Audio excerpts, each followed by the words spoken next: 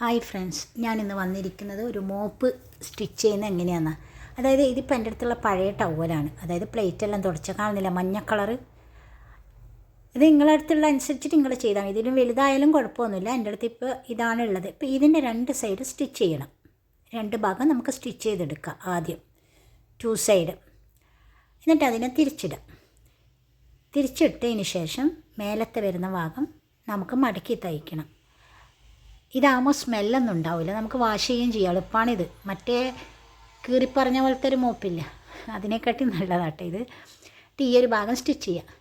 ഇത് എലാസ്റ്റിക്കിൻ്റെ അളവ്, എന്നിട്ട് അടുത്തിൽ എലാസ്റ്റിക്കാണുണ്ട്. എലാസ്റ്റിക് നമ്മൾ ഏകദേശം ഒരു ബ്രഷ് ഉണ്ടാവില്ല, അതനുസരിച്ചിട്ടാണ് എലാസ്റ്റിക് എടുക്കേണ്ടത്. ഒരു ബ്രഷിൻ്റെ ഒരു അകലെ ഉണ്ടാവില്ല, അത് നിങ്ങൾ നോക്കുക എത്ര വലിപ്പം വേണമെന്ന്. ചില ബ്രഷ് ചെറുതായിരിക്കും, ചില വലുതായിരിക്കും.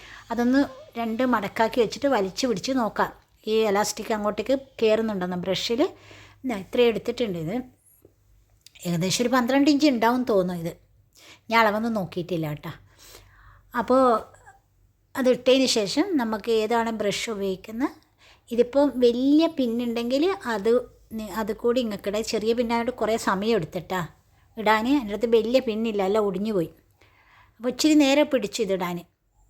വേറെ ഇല്ല എൻ്റെ അടുത്ത് ഇടാൻ പറ്റിയ സംഭവങ്ങളൊന്നും. എന്നിട്ട് ഇതിങ്ങനെ കെട്ടിക്കൊടുത്താൽ മതി.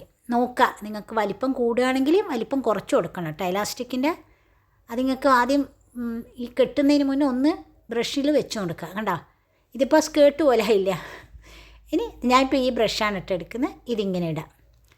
ഇനി കുറച്ചും കൂടി ഇത് വലിച്ചു കഴിഞ്ഞാലും പോകും കേട്ടോ. ഇത് ടൈറ്റ് ആക്കണമെങ്കിൽ ടൈറ്റ് ആക്കാം, നമുക്ക് വലിച്ചു കെട്ടിയാലും മതി ചെറുതാണെങ്കിൽ.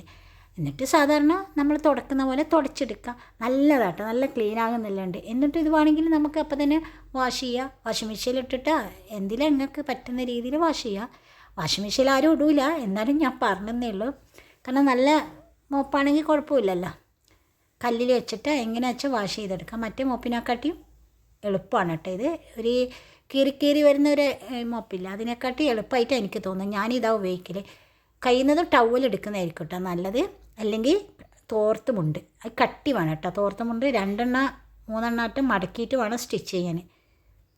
അപ്പോൾ ഇഷ്ടപ്പെട്ടെങ്കിൽ സപ്പോർട്ട് ചെയ്യാം കേട്ടോ. ഇൻഷാ അല്ലാഹ് ഇനി അടുത്ത വീഡിയോ ആയിട്ട് വരാം.